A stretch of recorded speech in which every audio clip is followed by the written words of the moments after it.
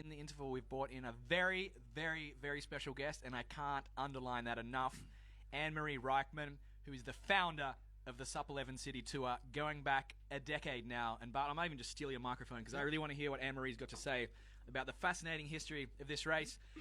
For starters, Anne-Marie, welcome to the evening stage. And glad to be here. Did you ever imagine 10 years ago, or 11 even, when you were paddling on your own just to pioneer the race in 2008 to see if it was possible, and then the first official one was 2009, did you ever imagine it would become into this big show? No, not like this. I imagined people paddling, and today I was paddling with Janneke, and everywhere I looked I could see paddlers, and coming from different countries, and that was part of the vision and intention. But to imagine it came down to this, and having this crew and this show and you on board and what it is today is pretty incredible. No, you guys have, it's been an absolutely amazing evolution of this race, and our hats go off to you and, of course, everybody else that's involved in this amazing event. Absolutely. But a lot of people. Actually, you mentioned an interesting point about all the different countries. I think 28 different countries represented here this year, which is amazing. That's so cool to see. And but going back to those first years, just tell us, why did you do this? It must have seemed like a crazy idea to many people at the time. Yeah. Well, so I come from professional windsurfing. Did many international events around the world, and I always liked to see what different people would put on. But one thing was always really strong was their local culture or national culture. And I really liked that. I learned a lot, and there was a lot to share, and then also the athletes enjoyed it. And there were some events at crazy conditions, but the organization was not that great. Some organizations like Silt was really amazing, but conditions are not that great. So one day I was paddling, and I was kind of on the way down of my professional career. At least I was losing interest to go as hard as I did for that many years. And while I was training for the 2008 edition, and I came on the Bonkervaart, which is the last little part, which is the legendary ice skating finish. Yep.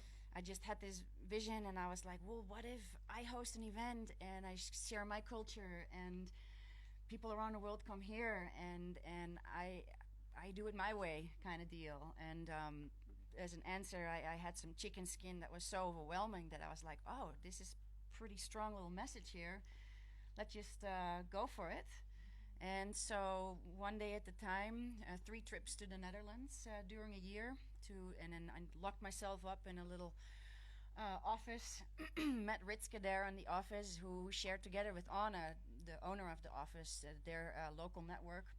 I made proposals to the local government and told them I had a good idea. I believed in this upcoming sport, and they were like, what sport? What are you talking about? I'm like, well, Maui, there's a lot going on, and and people in Friesland are very proud of the 11 City Tour, 11 Stedentocht. Yeah, let's just go back for a moment. For those that don't know, the 11 City Tour, or 11 Stedentocht in Dutch, it's like very well. I've been practicing. It's like a 120-year-old ice skating race. But it has only happened like 15 times because it needs this extremely cold winter for like 20,000 ice skaters to go around the same course that we go around. Is that right? Correct, yeah. It needs to be a certain amount of centimeters. And also a few people are selected. There's a lot of people that are selected, but because there's such a big interest and everybody wants to be part of it, you need to be a member of the association. Then you need to be voted out of the klomp to be a part of it. And then you can go. So it is an honor to be part of the group, and some people are voted this year and not the year after. And it hasn't happened for many years, and we were kind of joking. You can always paddle each year. Yeah. But so far, we have paddled each year. Yeah. And this not the only SUP's not the only one that's kind of adopted that 11 city format, but it's the only one that's going every year. Is that correct? There's been a couple of windsurfing and cycling races, I think. But windsurfing 10 years, but cycling, I believe, going every year. There's walking. That's what I was doing today. Same pace. They also use the authentic boats for people to sleep in, which is something I heard about when I was trying to figure out accommodation. Yeah. So I didn't invent the wheel completely, but we were still experimenting what was going to work. Yeah, I think it's an absolutely extraordinary thing you even attempted, but to pull it off and then have it grow into this amazing event that just brings paddlers from all around the world, and so many people come back. I was joking with everyone I met the other day when I arrived that it's like a family reunion every September, and it really is. From all the volunteers here on the mothership to all the paddlers you see from around the world, it's a really special vibe and a very unique vibe, I think, within our sport. So, I mean, congratulations for what you guys have created, for starters. Yeah, I think that's something that we are all really proud of, is the family feel, and it's not something you try, it's just something that happens. And because it's so extreme, as you guys talked about earlier, it's not like that walk in the park, it's not a 10K race or a 20K race, it's something you battle and you die and you survive, and you start talking to the people you paddle with, and you open up in a different ways, in all kinds of ways. You go pretty deep, and it sticks with you, and you share your story of your battle stories at the end of the day. And honestly, I don't see too many people on their phones, which I love. Yeah. And we have dinners together, so it's a really intimate week, and kind of transformational in a way. You finish whatever you do, but you have this boost, and you go home and you're like, and then you see each other again, and you just know you experienced something. Yeah, I agree completely. I think that's a fantastic summary, and it really is like a race that'll change you, because I know every year, by this time of the year, I'm usually starting to get a little burnt out from a long season, and I just really look forward to this week, because I know it's going to give me this huge moment of clarity and kind of refresh everything. So that's a really cool thing. But I want to get into like history geek mode, and Bart, I'm going to pass you the microphone in a second, because you've been here every year, I believe the only paddler. Yes. But tell us about that first year, the first official race in 2009. How did it play out? Like, so who were some of the characters that were here for starters? Characters, obviously Bart. He actually wasn't, first of all, invited. I had to invite myself. Yeah. To be honest about this fact, because I wanted to get paddlers that could actually complete it and kind of make it look good, to say like, hey, these people who are invited, they have to inspire. Yeah. Are you okay? You need No, tissue? I like that. Bart was just a hack back then in the early days. Didn't know which way to hold the paddle. He had no idea.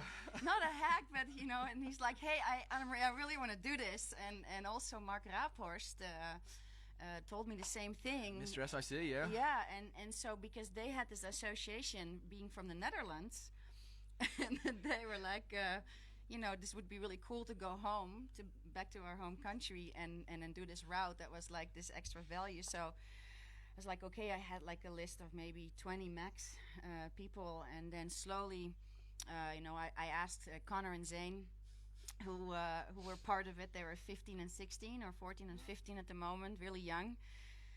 And you showed us a classic photo just before we went on air of the crew at the end. And there's some legends in there that like Mark Raaphorst, who like founded SIC, John Hibbard, who founded Red Paddle Co., Bart, who's just a legend in general, and then there was these two little boys in the front, like with this scruffy blonde hair, and you zoom and it's like it's Zane and Connor.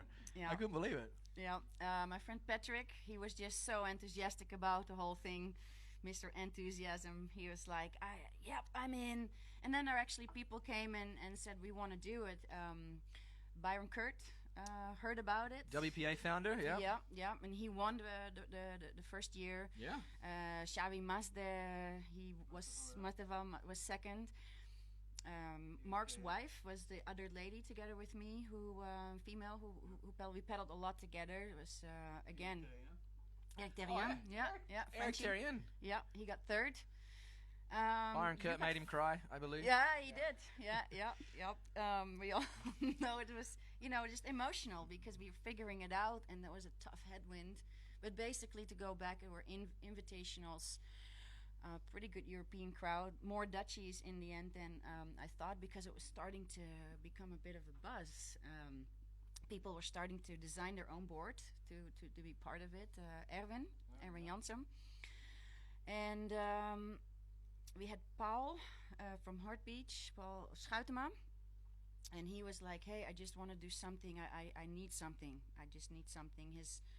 He was processing something in his life, and he came here and did amazing. Was one and done, just like Connor and Zane. They're like, yeah, man, Molokai to Oahu was one day, one heart, but this is 5 times that. Like, we're one and done. Well, Bart, I want to get your insights, and thanks for that very interesting history lesson. I mean, I just nerd out on this stuff. That was just after the dawn of the sport. I mean, the sport really only started in like 2007 or so. But Bart, how was it for you that first, when you weren't invited that first year? Yeah, Did you just like sneak onto the start line like 5 minutes before the gun went, or what? No, I had to pedal all the way around Maui and kind of like, I did this, so I can pedal long distance. And she's like, okay. And so, I kind of pushed myself in there because I knew this was right up my alley, and which it ended up being, because I really liked the course, and I was one of the few who came back every year. And it was an amazing year because we all had the feeling that it was a first time invitational tryout, and we didn't know, like I said yesterday, even the lead boat led the way, and the first kilometer we went wrong because even they were not totally it was new for them too. So but we had amazing weather, and that turned out to be also that it was a very special race because it was just really, really tough, and we were blown back. Blown back under the bridges. I tried to go forward, and I went backwards. I was like, holy, how am I going to make this? Mark Rapors, for instance, he had a board which was made because he wanted to fly with the board, so he made a board which was cut in two, and you could screw it together back here in Holland. That's what he did, but he didn't anticipated the weather on Slotermeer. And so it went full with water, and he couldn't move anymore, and so it was. What boards were you riding back then? I remember that first. There was a lot of the old K15. K15, there was, It's in a museum now, but actually, back in the day it was like the still board. One on the tour. Really? Year, yeah. Oh, an antique. Put that on still eBay. using one. But what boards were you riding? There was the K15, which. Well, the width is the most important. The width was basically 30, 14 by 30. And revolutionary I at the remember time. Byron Kurt had a very special board because his was 14 by 28, I think, and he was a lot more narrow than ours. And everyone was blown away by the 28 inches. And Custom Hobby and Xavi used the same board, and they were both the fastest. So the year after we had to have, although a year after had still a K15, but eventually we got more narrow, and talking in my case. Sven was very involved, and he made special boards for this, and boards I've always also won with. So it was a big deal. And back then also there were only a few races in the world. It was one of the few races. When did the 14-footer, like when did the K15 kind of like get the chop, and everyone said, sorry, starboard, we're going to 14s? That was right then. The year before in Hamburg, everybody had the 14, 15. It was the old Nash starboard rivalry, wasn't it? Yes. Because Nash had the 14, starboard had the 15. Yeah. So and then it became 14, and from then on, so it's already 10 years that it's basically 14. And then it was it just got more narrow and more narrow. But right now we're using mostly 21.5 wide boards. I think. Sorry, Marie. Oh, just something about the year was fun too, because now we have so many boats that the athletes are sleeping on, including this boat, and we started on one boat. We slept on it, we ate on it, and we had our boards on it, all those K15s, and it was our pride. They even cooked inside. We cooked inside. Boat, yeah. We had a chef on board, and so yeah, a little flashback. Yeah. I think one of the random little tidbits of trivia from that first year is apparently, Bart, you can confirm this for me. Apparently, this is the race where the famous choke stroke was invented. Is that true? That is true. There you go. That's going to be a pub trivia question. If SUP Racer ever opens Who a pub. invented it? But who invented the choke stroke, and how did it come about? Who was the very first one to do it? Do you remember? Because Connor Baxter gets the credit, but I've heard that he kind of got that off you. He did. He even said so. But we always say, that's what Connor said. I invented it, but he made it famous. So who was the first one to use it in that race? Why did you use it? I used it in this race because my pedal was very long and it was very windy, so I started choking the pedal because it was easier. I still use it a lot. I still have a very long pedal, and I still use the choke stroke a lot. So there you go, folks. You heard it here first. A bit of trivia for you. Were there what other little interesting tidbits came out that first year, apart from Byron making Eric Terrian cry? What do you remember? What sticks out from that first year? It was tough, but I remember especially that some people went in that race thinking they were going to do really good. For instance, little Connor, 14 years old. And Connor was tiny back then.